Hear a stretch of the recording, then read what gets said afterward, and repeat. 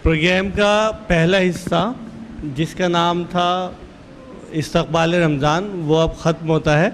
अब हम बढ़ते हैं ज़िक्र विलादत रसूल की तरफ। ज़िक्र विलादत रसूल ये प्रोग्राम माहिरुल क़ादरी साहब की मशहूर किताब दुर्र यतीम पर मबनी है। आज के प्रोग्राम में रसूल अकरम सल्लल्लाहु अलैहि वसल्लम की पैदाइश के वक्त मक्का का माहौल बयान किया गया है। इस बयानिया में जो बच्चे अपने फ़न क़िस्सा गोई का मुज़ाहरा करेंगे उनके नाम हैं मुक़सिद मामून मुसहफ़ी, आलिया, बुशरा शौकत, हसान शमीम सिद्दीकी, शाफ़िया, मोहम्मद अनसब, अजद परवेज़, मोहम्मद राइद, बिलाल अहमद, अरफ़ा और नमीरा परवीन। तो दोस्तों इस्तक़बाल कीजिए हमारी क़िस्सा गोई का मुज़ाहरा करने वाली टीम का। आपके सामने है ज़िक्र विलादत रसूल। चर्चे होने लगे कि आमना पर आसमान की नूरानी देवियाँ बहुत मेहरबान हैं।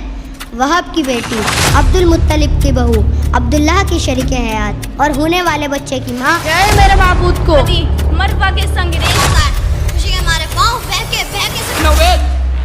अब्दुल मुत्तलिब ने अपने पोते के दो नाम रखे हैं, अहमद और काबे का तवाफ कर रहा था, मुझे इब्न अब्दुल्ला की पैदाइश में हाँ करूँ से ही मेरे दिल को संभाल, लाज मुझ में जुर्रत पैदा कर।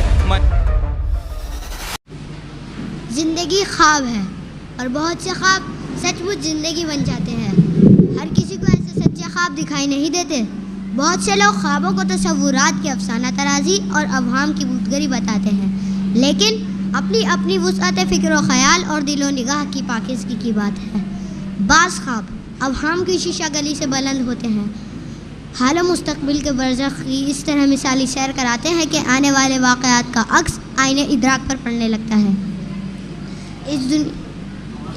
इस दुनिया में बहुत से ऐसे भी हैं जो जागते हैं मगर उनके दिल सोते रहते हैं। हालम उस अनफस व आफाक की निशानी में भी उन्हें कोई हिदायत का इशारा नहीं मिलता। माजी और हाल के वाक़यात के रसदगाह से मुस्तक़बिल की एक परछाई भी उन्हें नज़र नहीं आती। सारी ज़िंदगी बेखबरी में गुजर जाती है। मगर कुछ शहीद रूहें आलम ख्वाब में भी बेदारी की नेमतों से बहरामंद होती है और मुस्तक़बिल उनके सामने आप ही आप आ खड़ा होता है। आमना को ख्वाब नज़र आने लगे, निहायती अजीब व मुबारक ख्वाब। कभी ये कि बीबी आमना का जिस्म खाकी अखबारगी आईने की तरह चमकने लगा और रुए रुए से सर्द शुआएँ निकलने लगी। कभी कानों ने सुना कि बहिश्त की हूरें आसमान के फरिश्ते और मुक़द्दस रूहें मुबारकबाद दे रही हैं। कभी सोते में ऐसा महसूस किया कि वो अपने नूरानी और शफ़ाफ जिस्म के साथ बुलंदी पर है। ऊंचे से ऊंचे पहाड़ पस्त नज़र आते हैं, आमना के तलवे सितारों को छू रहे हैं और चारों तरफ ताहनियत व तबरीक के जमजमे छिड़े हैं। दस्तूर के मुताबिक कबीले की औरतें आमना की मिजाज पुरसी के लिए आती तो उन्हें कुछ ऐसा नज़र आता जैसे अब्दुल्लाह के घर तक बामे काबा से लेकर अब्दुल्लाह के घर तक नूर का शामियाना तना हुआ है, जिसे काफूरी शमों से ज़्यादा उजले और रोशन हाथ थामे हुए हैं। घरों में चर्चे होने लगे कि आमना पर आसमान की नूरानी देवियाँ बहुत मेहरबान हैं। वहब की बेटी, अब्दुल मुत्तलिब की बहू, अब्दुल्लाह की शरीक हयात और होने वाले बच्चे की माँ आमना खुद ज़ाहिर मुश्तरी बनी जा रही है। ए लो, सितारे ज़मीन पर झुक आए, ये आज क्या हो रहा है? अब्दुल्ला की पुप्पी ने कहा, मैं भी यही देख रही हूँ कि जितनी रोशन ये पिछली रात थे उतने उजले तो दिन भी नहीं होते। एक बूढ़ी औरत ने फरमाया, ओ ममाब, और ये खुना खवाएँ बाद सुबह गाही के झोंके। नसीम शहर की अटखेलियाँ दरो दीवार झूमे जा रहे हैं। ताइफ के सब्ज़ारों और बागीचों में भी मैंने सुबह देखी है, पर आज की सुबह सबसे ज़्यादा अजीब है। खुशबू की लपटें जैसे यमन के तमाम इत्र को जमा करके किसी ने छिड़क दिया है। काश उस रात की सुबह ना होती और सदा हम यही मंजर देखते रहते। तीसरी औरत ने अपने दुपट्टे का आंचल मोड़ते हुए कहा, उम्म आप, और तीसरी औरत ने अपने दुपट्टे का आंचल मोड़ते हुए कहा, कुरैश के जिन घरानों में लोग आज जल्द उठते बैठते थे, वो अपने बुतों को थामते थामते उठाते उठाते थक जाते थे, मगर बुत खड़े रहने के लिए तैयार ना थे। उनकी पेशानियां आप भी आप सजदे में झुकी जा रही थी। आज क्या हो गया है मेरे माबूद को? लेटे जाते हैं, गिरे जाते हैं, शायद नींद आ रही है मगर वो सोया नहीं करते। कहीं मुझसे नाराज़ तो नहीं हो गए? लाओ फिर एक बार मैं खुलूसा किधर से सजदा कर दूं। बूढ़े कुरैश ने बुत को दीवार के सहारे खड़ा किया और फिर सजदा किया। जैसे ही सर उठाया तो देखा बुत का माथा भी खाक पर रखा था। इतने में एक औरत दौड़ती हुई आई और बूढ़े का हाथ थाम कर बोली, मेरे साथ चलकर देखो, फरीसा का माबूद, जुहैर का हाजित रवा, कबीस का बुत और खुद मेरे खुदा खाक पर पेशानी के बल गिरे हैं।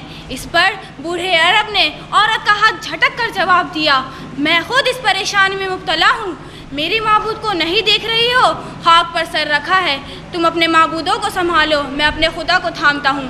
यहाँ अब्दुल मुत्तलिब के घर में आमना पुरसुरूर आमेज़ वनुद की सितारी थी। इसी आलम में उसके कानों ने सुना, ये इस्माइल ज़बीउल्लाह की माँ हाजरा है। आवाज़ थोड़ी देर के लिए रुक गई और वक्फे के बाद ज़्यादा शीरी लहजे में किसी ने कहा, उम्मे अहमद दुआ इब्राहिम मुबारक। आमना, ये ईसा रूहल्लाह की माँ मरियम है, कुंवारी मरियम, शहर जलील की मुबल्लिग की वालदा मोहतरमा। फिर दूसरी आवाज़, उम्मे मोहम्मद नवेद मसीहा मुबारक। आज दिन रात मिले जुले थे, इसलिए ये दोनों की तकदीरों को एक साथ चमकना था। सुबेदा सहन नमोदार हो ही रहा था। गुंचों की नाजुक पत्तियों पर शबनम के मोती ढलक रहे थे। सर्द शमशाद ने फूलों की महक पाकर अंगड़ाई ली थी। तायराने खुशनवा की चहकारों से तमाम फिजा नगमा जरीन गई। जन्नत आज सचमुच ज़मीन पर आ उतरी थी। मिना की वादी, मरवा के संगरेज़े, कबीस की चोटियाँ और अरफात का मैदान नूर की छलकियों से छम छम कर रहा था। सितारे झिलमिला रहे थे, कलियाँ चटक रही थीं, फूल महक ही रहे थे। इतने में घर की औरतें खुशी से बेताब होकर पुकारी, कोई अब्दुल मुत्तलिब को जाकर मुबारकबाद दो। अब्दुल मुत्तलिब इस मिर्जा को सुनते ही तेजी के साथ आए। खुशी के मारे पाँव बहके से पड़ रहे थे। अब्दुल मुत्तलिब की रुखसारों की झुर्रियों में मुसर्रत झिलमिल कर रही थी। आमना ने फरते गैरत से चादर मुंह पर डाल ली। अब्दुल मुत्तलिब ने पोते को देखा, पेशानी को चूमा, उनकी आंखों में बिजलियां सी चमक रही थी। सैयदुल कुरैश, इतना नूरानी चेहरा आपने आज तक न देखा होगा। औरतों ने एक जबान होकर कहा, लारेब, ना सिर्फ मैंने, शायद दुनिया में किसी भी आंख ने ऐसे जलवे न देखे होंगे। चांद, सूरज, कहकशा, कौसे, खुजा, फूल, गुंचे। हैरान हूँ कि किस चीज़ से नौनिहाल के चेहरे को तशबीह दूँ। इसके हुस्न और जमाल के सामने तो ये सब फीके और बेरंग हैं। और ये बातें मुझसे मोहब्बत नहीं कहलवा रही, ये हकीकत है जो अब्दुल मुत्तलिब की ज़बान आप ही आप बोल रही है। अब्दुल मुत्तलिब के जवाब पर औरतों में बाहम सरगोशियाँ होने लगी, जैसे कोई अपने दिल की बात कहना भी चाहे और किसी सबब से खुलकर ना कह सके। क्या सरगोशियाँ हो रही हैं? अच्छा, गीत गाना चाहती हो? मैं चला जाऊं? मुझ बूढ़े के सामने दफ बजाते हुए शर्म आती होगी।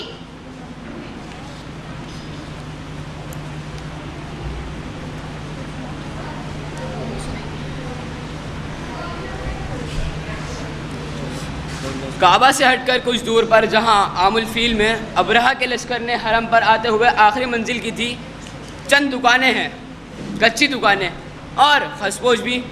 किसी किसी की महराबों में पक्की ईंटें भी लगी हैं। उन दुकानों पर घरेलू ज़रूरत का सौदा सुलभ मिलता है, मसलन आटा, चावल, सत्तू, नमक, जैतून का तेल, कपड़े सीने का धागा और फसल की तरकारियाँ, और हाँ, फल भी। ग्राहक आते हैं और सौदा लेकर चले जाते हैं और दुकानदार और उनके दोस्त से फिर बातें करने लगते हैं। कुछ सुना तुमने उबैद? अब्दुल मुत्तलिब ने अपने पोते के दो नाम रखे हैं, अहमद और मोहम्मद।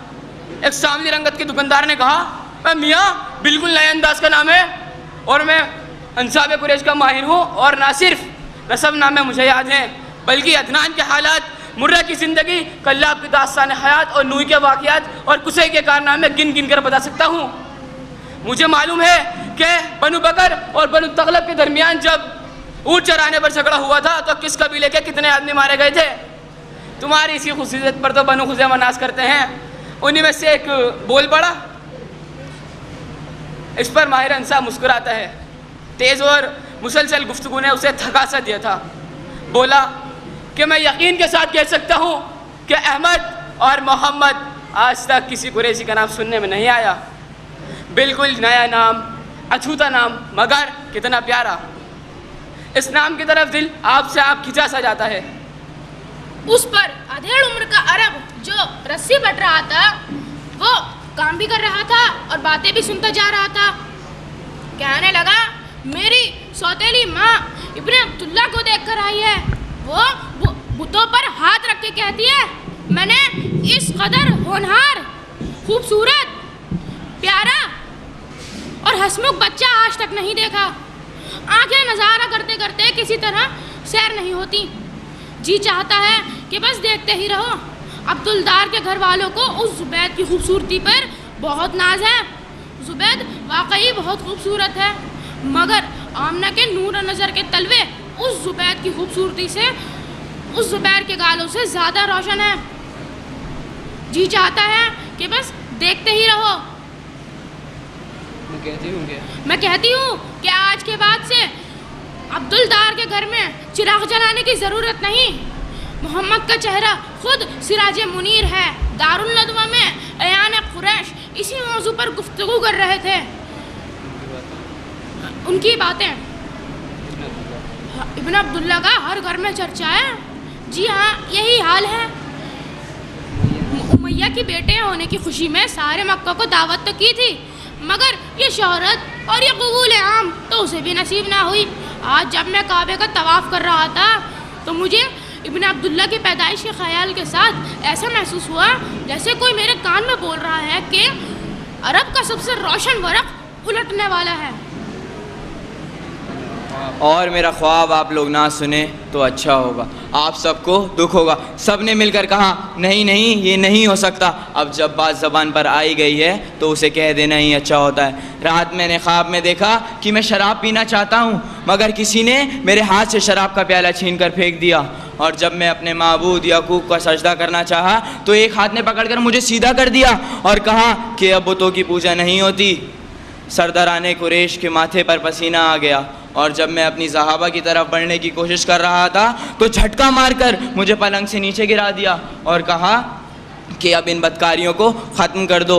एक बूढ़ा कुरैशी जिसकी भवें तक सफ़ेद हो गई थी। ख्वाब बहुत खौफनाक है। मैंने बड़ी बड़ी खूनरेज़ जंगों में पामर्दी का सबूत दिया है, मगर कभी हिम्मत नहीं हारी। मगर ना जाने क्यों ये ख्वाब सुनता हूँ तो दिल बैठा सा जाता है। हाथ उठा कर उसे ही मेरे दिल को संभाल। लात, मुझ में जुर्रत पैदा कर। मनात, ये मैं क्या सुन रहा हूँ? क्या तेरी खुदाई के झंडे कहीं झुक ना जाएं? एक दो जवान अरब जोश में आकर बोला, ये कैसी बुज़दिलाना बातें कर रहे हो मुहजान? बुतों की तौहीन का पहलू निकलता है तुम्हारी गुफ्तगू से। मैं डरता हूँ कि कहीं तुम हमारे खुदाओं के अज़ाब में मुब्तला ना हो जाओ। ये क्या, ख्वाब की बातें सुन के तुम्हारे छक्के छूट गए? तुम तो कह रहे थे कि जब नबी कुनाना से लड़ाई हुई थी तो मुझ अकेले ने 20 दुश्मनों की तलवारें बेकार कर दी थी और मेरा घोड़ा बहुत देर तक लाशों पर दौड़ता रहा, मगर आज तुम्हारी रानी की मफलूज हुई जा रही है। मालूम होता है तुम्हारे बाल धूप में सफ़ेद हो गए हैं। जभी तो ख्वाब व ख्यालों को इतनी अहमियत दे रहे हो। मैं अभी अभी नाइला की पूजा कर कर आ रहा हूँ। रास्ते में गजाला मिल गई, उसने तेज शराब के 3-4 प्याले पिला दिए। फिर उसकी छोटी बहन ने तरफा का ये शेर गाकर सुनाया, दिल की लगी शराब ही से बुझती है और कभी आती से दिल भड़क भी जाती है। इसी जलाने बुझाने में जिंदगी का लुत्फ है। कुरैश का एक सरदार जिसकी दाढ़ी घनी और सर के बाल उलझे उलझे से थे। जब शेर व शायरी का जिक्र छिड़ गया है तो मुझसे भी 2 शेर सुन लीजिए। आज ही कहे हैं अब्दुल मुत्तलिब के बेटे की विलादत बसादत का हाल सुनकर। अब्दुल्ला बहबान में है और उसके घर में चांद निकला है। काश उस तक ये पैगाम पहुंच सकता। बनी हाशिम पहले से ही मगफीर और मोहतरम थे, मगर अब इनकी जबी फ़क्र आसमान से भी ऊंची हो गई है। ये इज़्ज़त किस्मत वालों को ही मिलती है। मक्का मोज़िमा से थोड़ी ही दूर एक मकाम जो अवाम में वादी फ़ातिमा के नाम से मशहूर है। इसी वादी में एक राहब रहता था जिसका नाम एस था। एस ने तक़रीब इलाहिल की धुन में अपनी मजहबी रवायत के बिना दुनिया छोड़ रखी थी। मोटा झूठा खाता पहनता और इबादत मसरूफ़ रहता। सब लोग इसे इज़्ज़त और अक़ीदत से देखते थे और अब्दुल मुत्तलिब भी इसके पास आते जाते रहते थे। जिस सुबह अरब का आफताब तुलू हुआ उसी दिन अब्दुल मुत्तलिब खुशी खुशी ऐश के पास पोते की विलादत का मिज़्ज़ा सुनाने पहुँचे। ऐश खानेकार के दरवाजे के खजूर के नीचे कोई अमल पड़ रहा था। आज तो बड़ी तेज तेज कदम उठ रहे हैं अब्दुल मुत्तलिब। ऐश ने मुस्कुराकर पूछा, ए रब्बे खानका, एक मिज़्ज़ा लाया हूँ। आप बीवी बच्चों और औलाद के ताल्लुकात से आज़ाद और बेखबर है, फिर भी आपको खुशी होगी। अब्दुल मुत्तलिब ने अमामे का पैर संभालते हुए कहा, कहो कहो, तुम्हें तो इस खुशी ने इस बुढ़ापे में भी जवान बना दिया। ऐश बोला, अब्दुल्ला के यहाँ आज बेटा पैदा हुआ है, हसीन बच्चा, इंतहाई हसीन, सारे मक्का में उसके हुस्न की धूम मची है। अब्दुल मुत्तलिब ने आबा का दामन उठाते हुए कहा, तुमने उसका नाम क्या रखा? ऐश बोला मोहम्मद, होठों पर जबान फेरते हुए जैसे मिठास सी लज्जत गिर होना चाहे। अब्दुल मुत्तलिब ने कहा, चलो अब मैं तुम्हें एक मुबारकबाद देता हूँ। जिस बच्चे की मैंने बात तुमसे बार बार सुनाई थी, ये वही बच्चा है। इसको मैंने 3 सबब से पहचाना। रात एक सितारा तुलू हुआ जो इससे पहले कभी न देखा गया। दूसरी, इसकी विलादत दुशंबा के दिन हुई। और तीसरी, इसका नाम मोहम्मद रखा गया। अपनी तकदीर पर नाज करो अब्दुल मुत्तलिब, बनो हाशिम को यह तारीख कभी बुला ना सकेगी। काश तुम इस जाहो जलाल को देखने के लिए जिंदा रह सकते।